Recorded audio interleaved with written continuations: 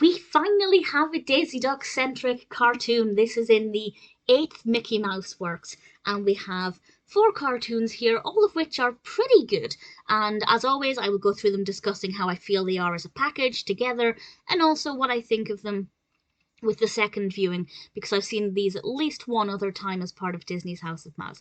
And we start off with a very short Mickey Mouse cartoon with Mickey to the Rescue Staircase, which I think I liked better the second time. I think I had a better appreciation of the actual animation quality. That's not to say I didn't appreciate it the first time, but I feel like this is the kind of thing I was in the mood for. And we see Mickey going up all of these weird staircases that cause various problems as he tries to rescue Minnie from Pete. I don't know if this is the first time Pete's featured in Mickey Mouse Works, but certainly he's not a frequently recurring character.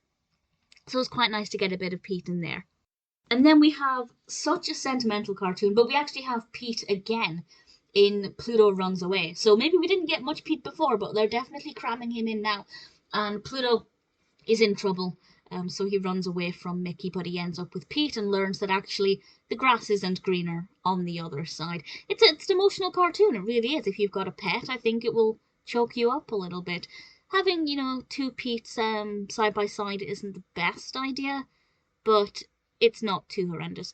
Then we have the Daisy Duck cartoon, as I've mentioned pretty much in all of the previous Mickey Mouse Works discussions. There are so few cartoons where Daisy is the protagonist, or where she at least features quite heavily. But here we have Daisy visiting Minnie.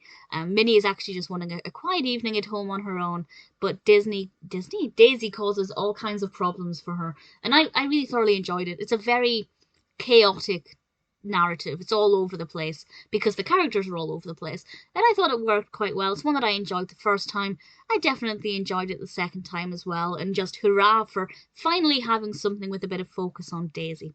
And the last cartoon is a Goofy how-to, which I always enjoy, and this is Goofy's How to Ride a Bike. It's not a personal favourite from Goofy's how-to series, but I don't mind it. It's quite good fun.